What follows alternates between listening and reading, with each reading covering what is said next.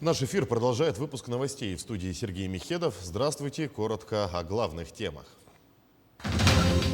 Айсен Николаев возглавил список «Единой России» в Госдуму. Накануне в Москве прошел 20-й съезд партии.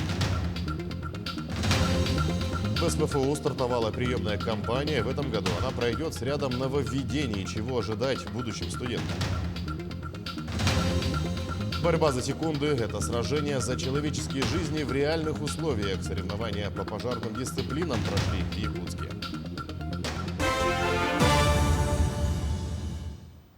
Айсен Николаев возглавил список «Единой России» в Госдуму. Накануне в Москве состоялся 20-й съезд партии. Открыл пленарное заседание председатель «Единой России» Дмитрий Медведев.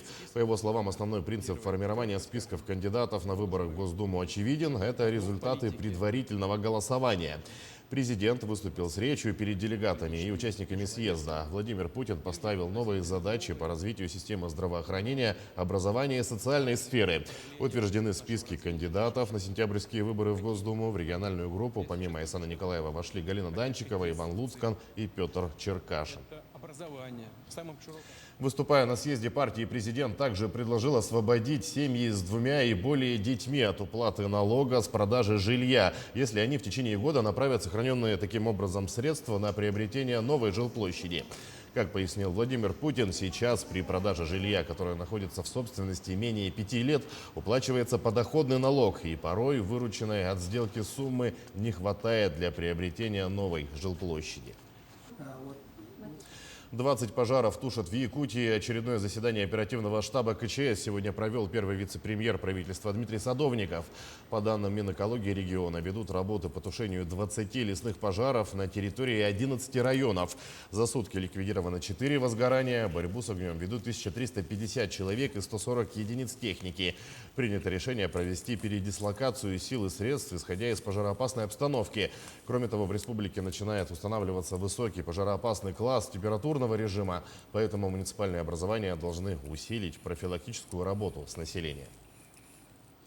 Сейчас к эпидобстановке 92 заражения коронавирусом выявили в Якутии за сутки, сообщает оперштаб. Из них 57 в Якутске. В Вилюйском районе 7 случаев, в Алданском, Мегино-Конгаласском и Нерюнгринском по 5. В Мирнинском районе 4 заболевших. Еще в 4 районах от 1 до 3 заражений. За сутки лаборатории республики провели 3200 исследований на ковид. В области медицины трудятся миллионы наших соотечественников. Это врачи, медсестры, фельдшеры, работники скорой, санитары. Но всех их объединяет общее желание помогать тем, кто в этом нуждается. Сегодня праздник, напоминающий о важности труда медицинских работников. День медицинского работника отмечается в 3-е воскресенье июня. Праздник утвердили в 1980 году. С тех пор День медицинского работника празднуется не только в России, но и в Молдове, Армении и Белоруссии. Пожелаем медикам в этот день сил в нелегком деле и терпения. В период пандемии во многих учреждениях здравоохранения усилена система контроля соблюдения мер безопасности. И вся эта работа возложена на врачей-эпидемиологов. Благодаря им эту коварную болезнь врачи держат на контроле. В следующем сюжете мы расскажем о нелегкой работе врача-эпидемиолога. Сейчас мы находимся в акушерском инфекционном отделении перинатального центра ЕРКБ. Это чистая зона. Наш персонал проходит в красную зону через санпропускник. И вот уже за этими перегородками лежат наши пациентки с COVID-19. Мария Васильева – молодой специалист. Вот уже на протяжении 3 лет она работает эпидемиологом Якутской республиканской клинической больницы. По словам Марии, о профессии врача она мечтала с детства. Я с детства мечтала стать врачом. Это никак не связано с моей семьей. То есть у меня нету династии врачей, допустим. У меня просто был с детства порыв стать врачом. Помогать людям, быть полезной обществу. Будучи школьницей, она расписала свою так называемую дорожную карту. Так, сразу после окончания школы она поехала поступать в город Санкт-Петербург. Я училась в городе Санкт-Петербурге в Северо-Западном государственном медицинском университете имени Мечникова. И после 6 лет обучения я еще окончила интернатуру по эпидемиологии. В целом обучение продолжалось 7 лет. Окончила я в 2017 году. После окончания университета молодой специалист сразу же приехала работать в родной Якутск. Найти работу, по словам Марии, было несложно. Вообще врачам-эпидемиологам, так как мы являемся общебольничным медицинским персоналом, нас в больнице мало. То То есть вот в нашем отделе всего 3 врача. И такой конкуренции какой-то нет. Сегодня Мария из простого врача-эпидемиолога выросла до заведующего отделения. Именно благодаря ее упорной работе держится в чистоте и на контроле ситуация с эпидемией коронавируса в филиалах и в отделениях Якутской республиканской клинической больницы. Главной целью работы эпидемиолога является соблюдение санитарно-эпидемиологического режима в нашей медицинской организации. Мы делаем так, чтобы ни пациенты, ни наши сотрудники не переживали о том, что может возникнуть какое-то инфекционное заболевание, и прилагаем все усилия для того, чтобы оно, если уже возникло, не распространялось. Работа эпидемиолога как основного врача – это тоже ответственная должность. Они каждый день делают обход, проверяют персонал, рабочие места. Помимо этого, обучают своих коллег новым знаниям. Мы знакомим наших сотрудников с санитарным законодательством, со всеми правилами и нормами по Санпин. А также проводим обучение персонала. Как раз на следующей неделе у нас ожидается большой зачет. Он проходит в форме индивидуальной беседы, ситуационных задач. И это отличная возможность отследить качество усвоенного материала. Таким образом, сегодня значимость врача-эпидемиолога в системе здравоохранения большая. Именно благодаря их работе сегодня пандемия коронавируса держится в регионе на контроле. Дмитрий Тымыров, Джулстан Иннокентьев, Якутск. Сегодня в Северо-Восточном федеральном университете стартовала приемная кампания. В этом году она пройдет с рядом нововведений. Подробнее о них расскажет мой коллега Петр Васильев. Он сейчас на прямой связи со студией. Петя, приветствую. Чего ожидать будущим студентам? Сергей, приветствую. Мы сейчас находимся в главном учебном корпусе. Здесь с сегодняшнего дня, как и во многих других корпусах Северо-Восточного федерального университета, началась приемная кампания этого года. Отмечу, что в связи со сложившимися ограничениями проходит она преимущественно в дистанционном формате. Ну вот, как вы сейчас можете видеть, студентов здесь, к сожалению, пока немного. Все предпочитают подавать заявления через свои компьютеры, ну, в онлайн-режиме. Ну, а в целом в этом году бюджетных мест выделено 4154 по программам среднего и высшего профессионального звена.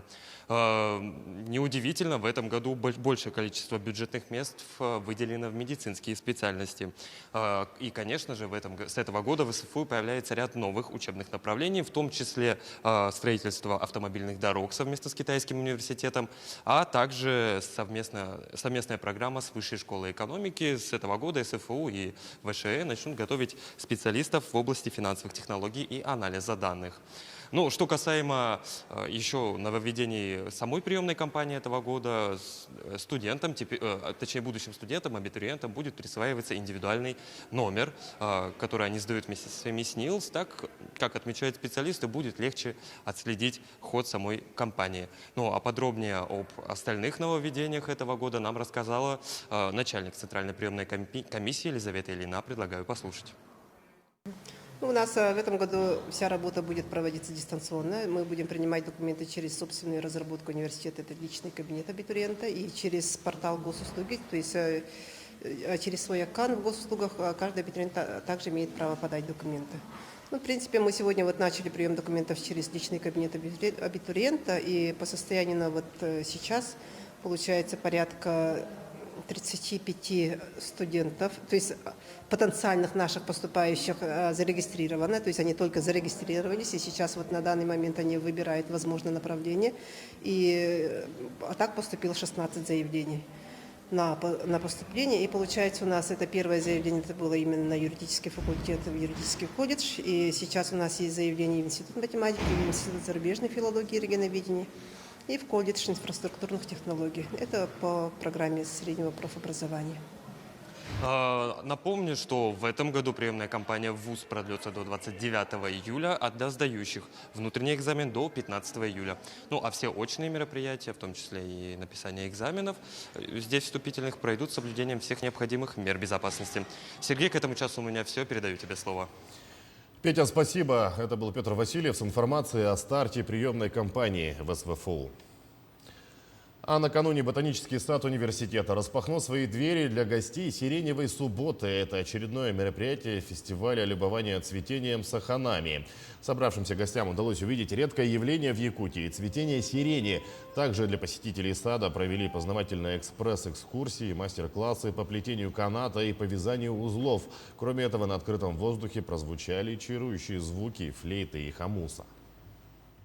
Но сирень уже достаточно долго выращивается в условиях Якутии. Она красиво, очень красиво, конечно же, только недолго цветет.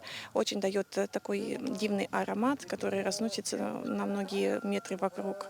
И привлекает, конечно же, очень много внимания к себе. И вот сегодня мы предлагаем людям просто окунуться в эту атмосферу, которая часто проходит мимо. Мы в суете не замечаем всей этой красоты. А сегодня мы предлагаем просто немножко остановиться и полюбоваться.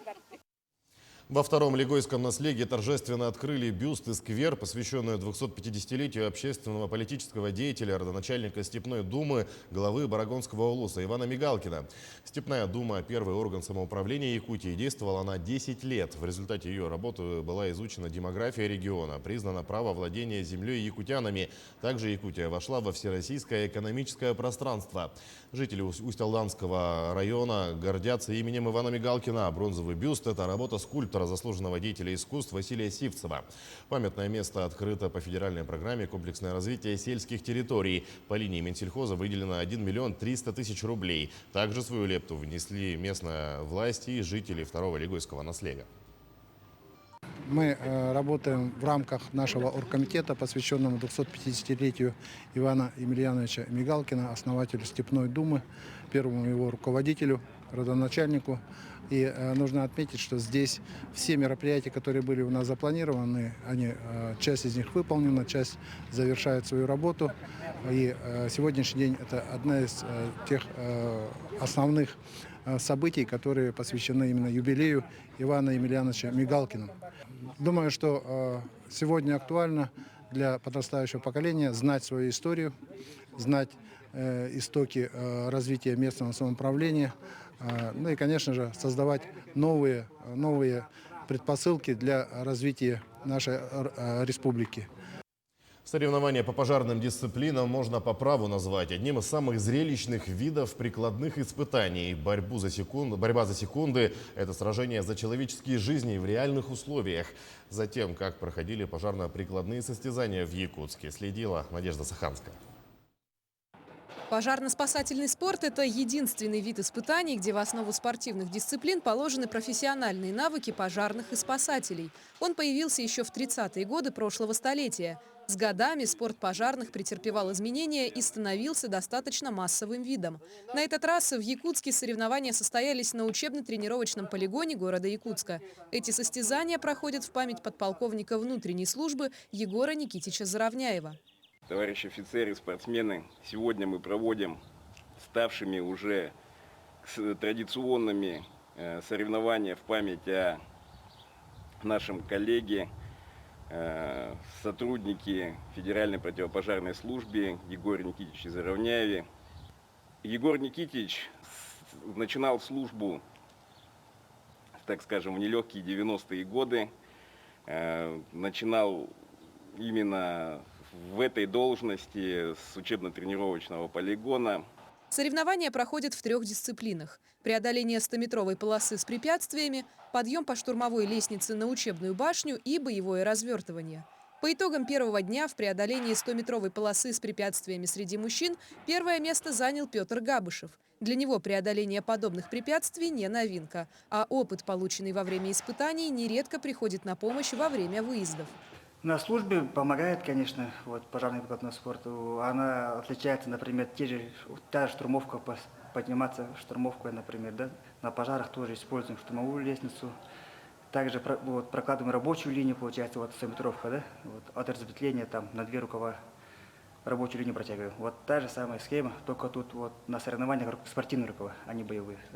В составе сборной команды Якутии 8 мужчин и 2 женщины. Именно они будут выступать на дальневосточном этапе в Биробиджане. Надо сказать, что команды районов республики не смогли принять участие в этом году в связи с ограничениями из-за коронавирусной инфекции.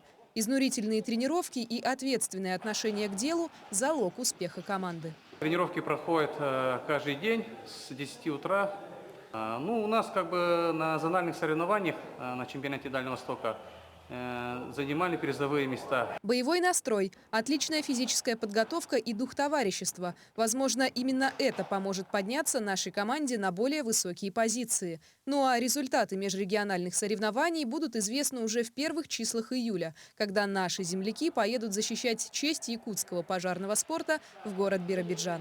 Надежда Саханская, Якутск. К этому часу это все новости. Наши корреспонденты продолжают следить за развитием событий. Оставайтесь с нами.